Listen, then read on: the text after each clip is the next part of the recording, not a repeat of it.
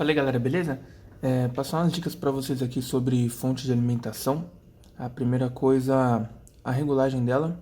A gente trabalha com uma voltagem média, uma voltagem aí padrão para estar ligando qualquer celular ou tablet em 4.2 volts. É uma tensão que todo tipo de diagnóstico pode ser feito.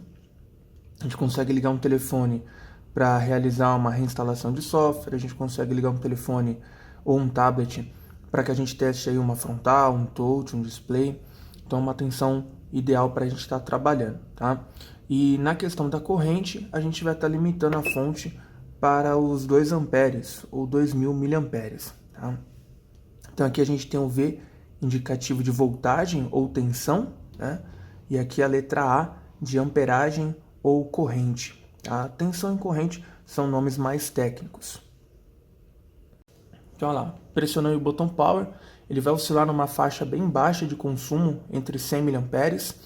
Alguns segundos depois, quando ele liga a tela, ou teoricamente era para ligar se a tela estiver funcionando, ele alterna dos 300 aos 500 mA, ele reproduz o som, como a gente conseguiu escutar aqui de inicialização, e aí ele vai ficar um período nessa faixa média de 300, 600 mA, carregando o sistema Android, todos os aplicativos, as mídias. Então é um momento em que ele dá meio que uma travada no consumo.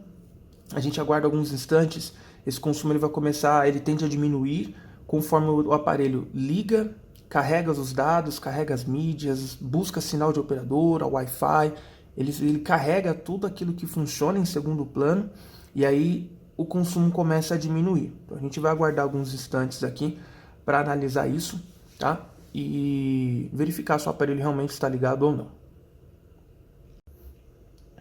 Então aqui o consumo começou a oscilar de uma forma mais baixa, isso indica que a tela ela já diminuiu o brilho e ele nesse momento está em stand-by, está em tela de descanso, que é aquela hora que o aparelho está com a tela apagada, né? Ele permanece ligado, porém ele está com a tela apagada.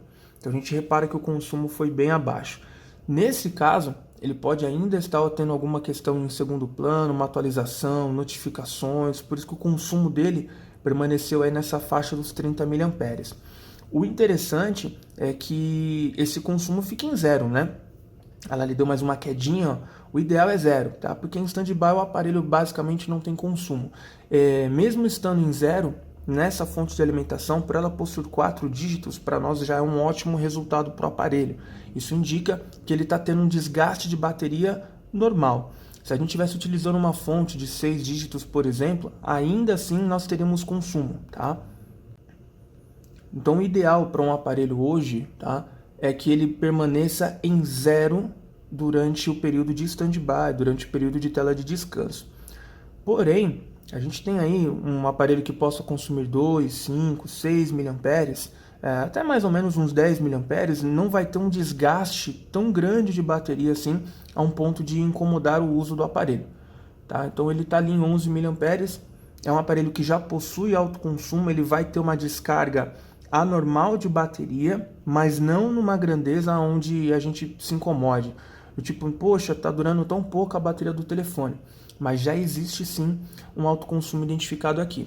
E o interessante é que se eu pressionar o botão Power do aparelho, o consumo aumenta muito, tá? Porque mesmo que a tela esteja quebrada ou esteja testando somente uma placa, ao pressionar o botão Power, ele entende que ele precisa gerar imagem. Então o consumo dispara pelo uso de processador e tudo mais. E aí, conforme a tela vai diminuir o brilho e entrar em stand-by de novo, a gente acompanha o consumo caindo, ou se a gente apertar o Power mais uma vez, a gente já acelera esse processo e observa aí que o telefone está correspondendo ao pressionar do Power.